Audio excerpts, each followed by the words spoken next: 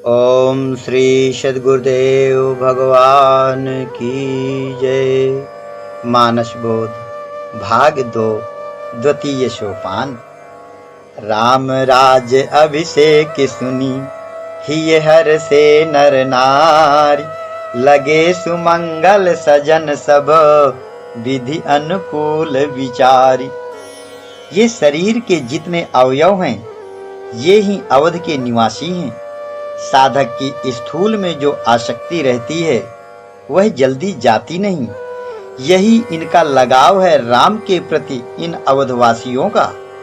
ये सब इसी बात पर खुश रहेंगे कि हमारे क्षेत्र में ही रहे साधक, यहीं अवध में राज करे राम, तो हमें आनंद रहेगा। तो साधक अगर शरीर स्तर पर ही अटक कर रह जाए, खाने सोने नहाने पूजा आरती तिलक मुद्रा आदि बाहरी स्थूल क्रियाओं में ही लगा रहेगा, तो सूक्ष्म स्तर की साधना में प्रवेश नहीं कर पाएगा। इन्हीं बाहरी क्रिया कर्मों में लगा रहेगा, इन्हीं का पालन पोषण करता रहेगा। इसलिए जितने स्थूल के अवयव हैं ये सब खुश हैं और इसी की तैयारी कर रहे हैं। साधक को एक स्तर पर इन स्थूल साधन प्रक्रियाओं को उपेक्षित करके आगे की साधना करनी है। इसलिए इनको हर हालत में छोड़ना ही पड़ेगा, जबकि ये सब जल्दी छोड़ते नहीं। जब छूटेंगे तब दुखी हो जाएंगे, मुरझा जाएंगे। अभी सब खुश हैं। नाम मंथरा मंदमती चेरी कै कै केरी, अजस पिटारी ताही करी गई गिरा मति फेरी। दीख मंथरा नगर बनावा, मंजुल मंगल बाज बधावा। पूछ शिलोगन काह उछाहू, राम तिलक सुनिभा उरदाहू। राम के राज्याभिषेक का प्रसंग वह संसारी ढंग से और अंतर जगत में साधनात्मक ढंग से बहुत बढ़िया लिखा है गोस्वामी जी ने। संसार के तरीके से राज्याभिषेक की तैयारी, साजबाज, उत्सव और उल्लास को सुंदर ढंग से लिखा गया है, लेकिन इसमें देवता लोग विघ्न उपस्थित कर देते हैं। तो यह जो देवताओं की समाज मनुष्यों की समाज में मिला दी गई है, और कहीं बंदर कहीं भालू कहीं गीध कहीं राक्षस, यह सब बातें सांसारिक दृष्टि से अस्वाभाविक लगती हैं, परंतु आध्यात्मिक तरीके से एकदम सही बैठती हैं सब। तो देवताओं की प्रार्थना पर मंथरा की बुद्धि खराब करने सरस्वती वहां गई। ऐसा तो भौतिक जगत में बाहर होता नहीं। उधर घर का आदमी भरत बाहर ननिहाल में है। संसार में तो लोग अपने रिश्तेदारों को, मित्रों को, सबको बुलाते हैं ऐसे उत्सवों में, तो फिर भरत का न रहना भी थोड़ा अस्वाभाविक सा लगता है। असल में ये बातें साधनात्मक हैं। साधक के अंदर ही सब हो रहा है, और यह मंथरा, सरस्वती, भरत, स्वर्ग, देवता, राक्षस सब वही अंतर जगत के विभिन्न अवयव हैं। ऐसा समझ लिया जाए तो अस्वाभाविक लगने वाली बातों की एडजस्टिंग हो जाती है। यह प्रसंग साधक के अंतःकरण की उस अवस्था का है जब वह साधना के एक स्तर को पार कर चुका है और उसे क्षमता मिल गई। त्रिभुवन जय समेत वैदेही मिल चुकी है। यह देह वाली सीता नहीं, वैदेही अलौकिक शक्ति मिल चुकी है। सीता रूपी क्षमता को प्राप्त कर लिया है और एक क्षमता युक्त साधक के रूप में उसे मान्यता मिल गई है, और भी दिव्यास्त्र रूप युक्तियां और अलौकिक विद्याएं मिल चुकी हैं। इस तरह से उसमें बहुत क्षमता आ गई है। सीता शक्ति का वर्ण किया है तो स्वाभाविक है कि मन में उल्लास होगा। यह जो अयोध्या का उत्सव यहाँ दिखाया गया है, अंदर के उल्लास का बाहरी चित्र है। साधक में जब क्षमता आई और अगर वह उसका उपयोग करना चाहता है तो साधना के नियमानुसार यह ठीक नहीं है। उचित तरीका तो यह है कि साधना की प्रगति में ही उसका सदुपयोग करे, सुखोपभोग में न रह जाए। राम को सब लोग युवराज पद देना चाहते हैं। यदि राम अभी से राजा बनकर अयोध्या के सुख विलास में रह जाएं, तो फिर जो उसका काम है कि असुर मारी था पहि सुरन, राखहि निज श्रुति सेत, जग विस्तारहि सुजस बहु, राम जन्म कर हेतु। जिस काम के लिए पैदा हुआ है वह सब काम तो अभी हुआ नहीं है, यह सब कैसे पूरा होगा? तो जो साधक अभी स्थूल स्तर की साधना करके थोड़ा आगे बढ़ा है और उसे महंत बनाकर गद्दी में बैठा दिया जाएगा, तो आगे की साधना रुक जाएगी, अधूरा रह जाएगा। अधूरे में ही गद्दीधारी महंत या बड़ा महात्मा बनकर पुजवाने लगना ठीक नहीं है। इसलिए साधक को ऐसी स्थिति में सावधान होना चाहिए कि वह उस क्षमता का उपभोग करने में न लग जाए। उस उपभोग वाले अवसर का त्याग करके अर्जित क्षमता का उपयोग आगे भी साधना में करे। राम के वनवास की जो भूमिका यहाँ तैयार हो रही है, वह साधना के अगले स्तर में प्रवेश करने की भूमिका है। साधकों के लिए साधना के 3 स्तर हैं: स्थूल स्तर की साधना, सूक्ष्म स्तर की साधना, कारण स्तर की साधना। मानस के हिसाब से वन गमन के साथ ही सूक्ष्म की साधना शुरू हो जाती है। अभी तो स्थूल स्तर की साधना पूरी हुई है, इसलिए साधक के अंदर जो सहयोगी भाव है ईश्वरीय क्षेत्र के, वे देवता अर्थात अंदर के सद्गुण ज्ञान, वैराग्य, विवेक, संतोष, क्षमा आदि अथवा अच्छे संस्कार, सत्कर्म, ये देवता हैं। सजातीय भाव जितने हैं, ये सब नहीं चाहते कि साधना यहीं अवरुद्ध हो जाए, इसलिए अभिषेक ठीक नहीं लगा देवताओं को। तब सरस्वती को प्रेरित करते हैं। तो भजन में लगा हुआ साधक जब किन्हीं कारणों से पतित होने की स्थिति में आने को होता है, अंदर से लड़खड़ाने लगता है, तब भगवान उसे संभालते हैं अपने तरीके से। भगवान अंदर बैठे हैं, सब देखते रहते हैं, और जहां गड़बड़ी आई तो संकेत दे दिया और विद्या माया काम बना देती है। ये देवता सरस्वती सब विद्या के अवयव हैं। इनकी मदद से साधक की बुद्धि काम कर जाती है।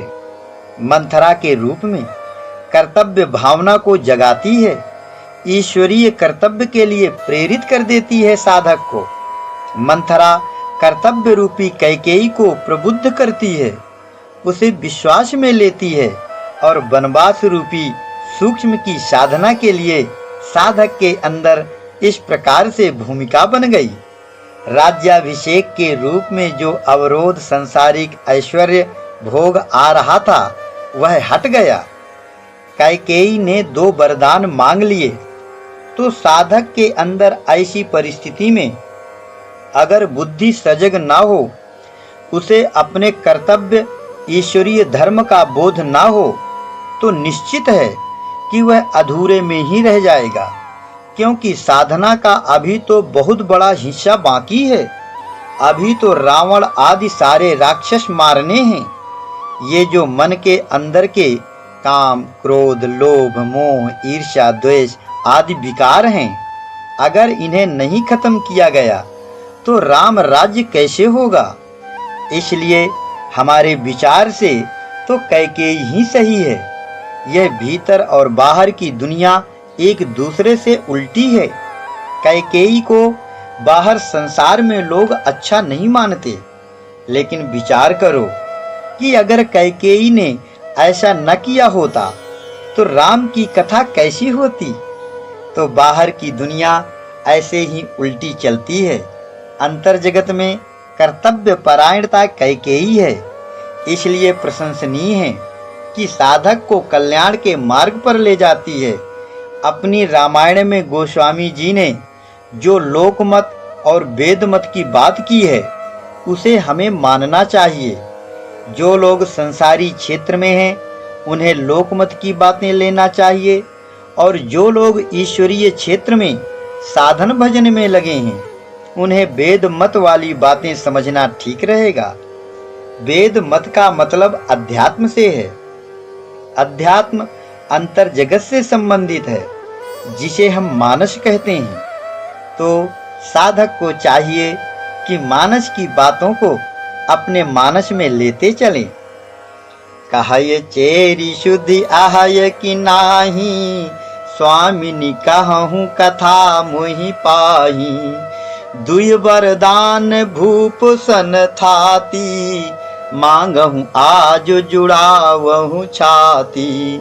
सुतहि राजु रामहि बनवासु, देहु लेहु सब सवति हुलासु। भूपति राम शपथ जब करई, तब मांगे हूँ जेहि बचनु न टरई। हो ये अकाजु आजु निश बीते, बचन मोर प्रिय मानहु जीते। बड़ कुचाल कर पात किनी, काहेहु कोप ग्रह जाहु। काज संवारेहु सजग सबु, सहसा जनपति आहु।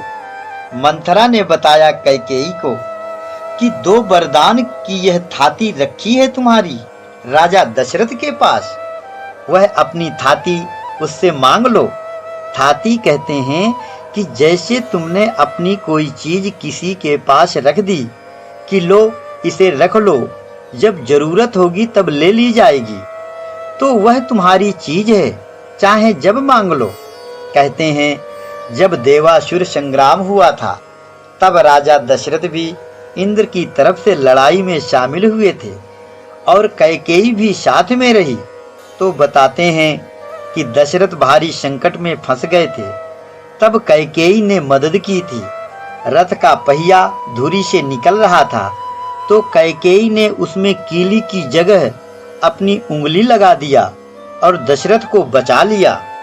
तब दशरथ ने उसे 2 वरदान देने को कहा था, तो वह कैकेयी का कर्जा था दशरथ के ऊपर।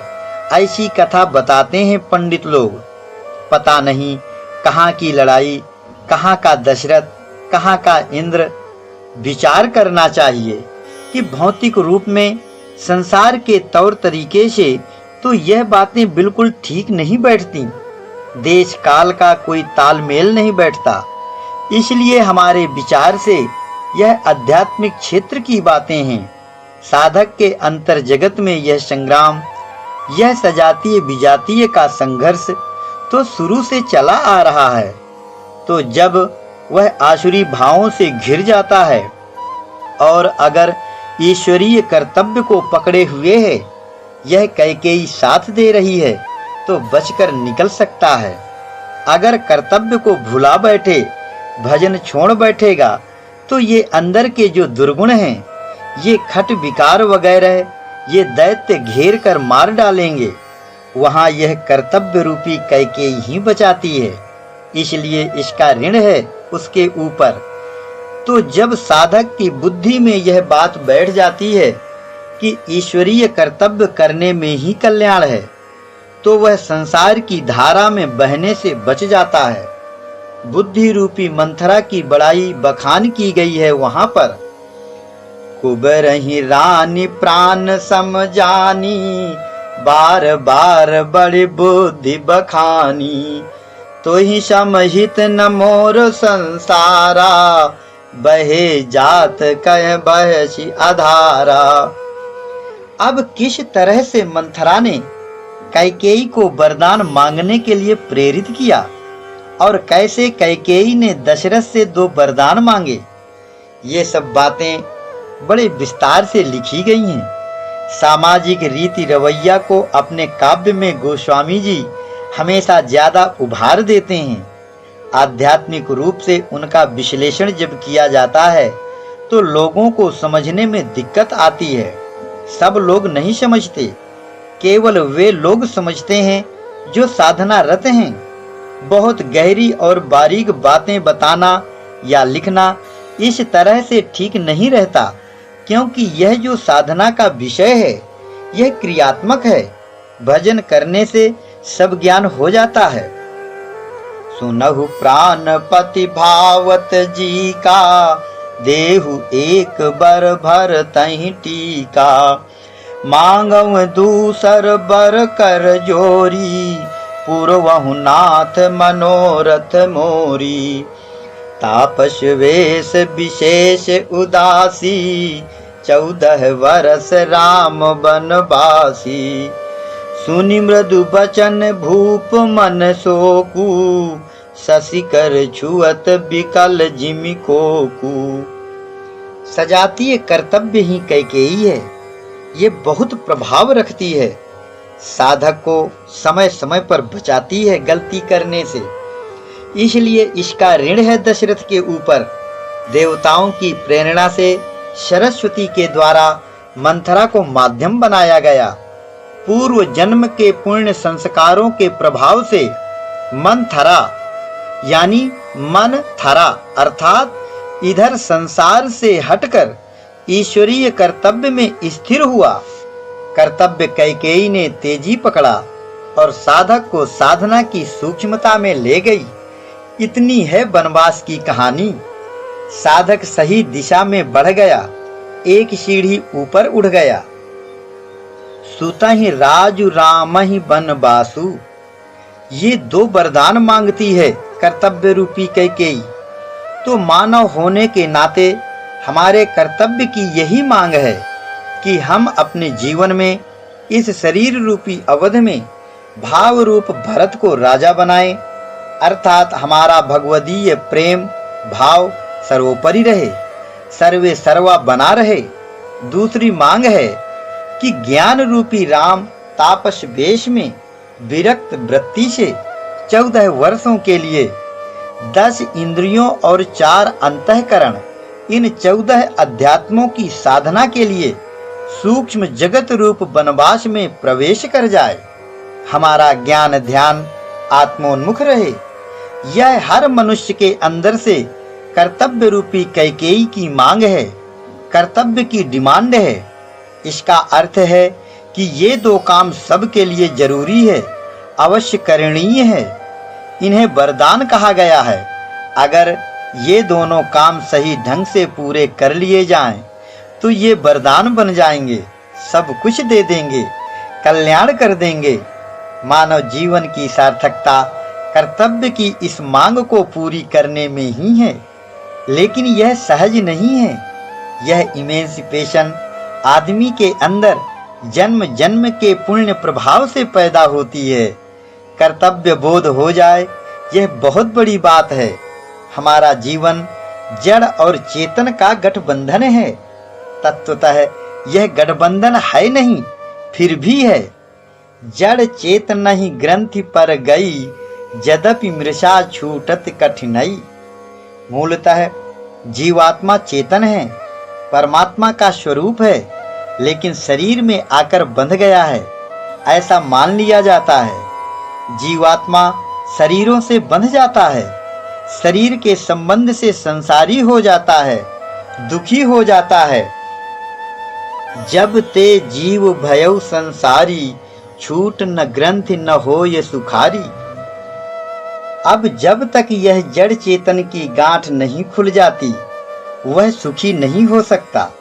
स्वरूपतः तो यह चेतन अमल सहज सुख राशि है, पर अपने स्वरूप बोध के अभाव में दुखी है। अब यहाँ 2 धाराएं जीवन की स्पष्ट हो जाती हैं। एक तो यह कि जीवात्मा शरीर आदि जड़ पदार्थों की ओर उन्मुख होकर बंधनग्रस्त होता है। दूसरी धारा इसके विपरीत यह है कि आत्म स्वरूप को जाने और ये शरीर, इंद्रियां, मन, बुद्धि, चित्त, अहंकार आदि सब आत्मोन्मुख हो जाएं और युक्ति पूर्वक साधना के द्वारा बंधन मुक्त होकर अपने स्वरूप में संयुक्त हो जाए। तो एक धारा जो संसारोन्मुख है, अधोमुखी धारा है, आसुरी प्रवृत्ति वाली धारा है। दूसरी जो आत्मोन्मुख धारा है, वह दैवी वृत्ति ऊर्ध्वमुखी धारा है। ऐसे तो सब जीव अधोमुखी धारा में बहे चले जा रहे हैं। केवल मानव शरीरधारी कोई कोई देव वृत्ति वाले पुण्यशील जीवात्मा संयोगवश ऊर्ध्वमुखी जीवन धारा में आ पाते हैं। ऐसे मनुष्यों को हम साधक कह सकते हैं। इन साधकों में किसी किसी भाग्यशाली साधक के अंदर यह कर्तव्य रूपी कैकेयी मुखरित होकर ये दो वरदान मांग लेती है, जिनके अंदर सत्कर्म और सद्गुण रूपी देवता सक्रिय होकर सरस्वती को यानी विचार शक्ति को प्रेरित करते हैं और उस पुण्यशील साधक की बुद्धि रूपी मंथरा खूब विचार मंथन करके कर्तव्य रूप कैकेयी का प्रबोधन करती है, ईश्वरीय कर्तव्य में ले जाती है। उसका कल्याण अवश्य हो जाता है। यह बुद्धि रूपी मंथरा इस प्रकार बचा लेती है संसार की धारा में बहने से। इसलिए कैकेयी ने वहां पर मंथरा के लिए कहा कि बहे जात कह भईस अधारा। साधक जब कर्तव्य आरूढ़ हो गया, ईश्वरीय कर्तव्य में लग गया, तो उसके भाव में व्यापकता आ जाती है और सही समझ की एडजस्टिंग हो जाती है। उस ज्ञान के सहारे अपने पुण्य पुरुषार्थ से, सद्गुरुओं की कृपा से साधक प्रगति कर जाता है और एक दिन आकाशवत निर्लेप आत्म स्थिति को प्राप्त कर लेता है, भगवान बन जाता है, अलौकिक राम राज्य कायम कर लेता है। इस तरह से ये सब आध्यात्मिक तौर तरीके इसमें गोस्वामी जी ने दबा दबा कर रख दिए हैं। इन्हीं युक्तियों रूपी रत्नों को सहेजते जाना साधकों का काम है। तो सही स्वरूप की समझ या ज्ञान साधक के अंदर राम कहलाया और जो भाव है उसमें वह भरत है, वह ननिहाल में है। ननिहाल का अर्थ नियम से है। नियम आ जाए। भाव का नियम में रहने का मतलब है कि वह भाव और भगवान दोनों को लेकर चल सकता है। उसमें ऐसी क्षमता है। सजातीय कर्तव्य आरूढ़ ज्ञान हो जाए, क्रिया में तत्पर हो जाए, तो भाव रूपी भरत भी अनुकूल हो जाता है। संसारिक कार्य व्यवहार भी अब उसमें अवरोध नहीं डालते, उसी ईश्वरीय भाव से होते हैं। इसलिए भाव भरत अयोध्या का राज्य ऐसे करेगा। शरीर धर्म का निर्वाह भी भाव के सहारे होता रहेगा और राम वन में चले जाते हैं। सूक्ष्म साधना में साधक अग्रसर हो जाता है। साधना के लिए ये दो वरदान हैं। साधक में ईश्वरीय भाव की प्रमुखता आ जाए अंदर बाहर से और आत्मोन्मुख साधना में अग्रसर हो जाए, यह साधक का परम कर्तव्य है। तो कैकेयी ने अगर कोई खराबी किया होता तो ये वरदान नहीं कहे जाते, अभिशाप कहे जाते। साधना में कर्तव्य रूपी कैकेयी का बहुत बड़ा योगदान रहता है। यह कर्तव्य भावना हर जगह साधक को आगे बढ़ने में मदद करती है। मानव तन पाकर हमारा कर्तव्य है कि हम अपने स्वरूप को प्राप्त हों। जब यह भावना साधक के मन में प्रमुखता ले लेती है, तब वह सब परिस्थितियों में संभलता जाता है। भक्ति रूपी कौशल्या और सुमति रूपी सुमित्रा भी अपना अपना काम करती हैं, सहयोग देती हैं, लेकिन कर्तव्य रूपी कैकेयी विशेष प्रभाव रखती है। दशरथ को उसकी बात माननी पड़ी। ओम श्री सद्गुरुदेव भगवान की जय।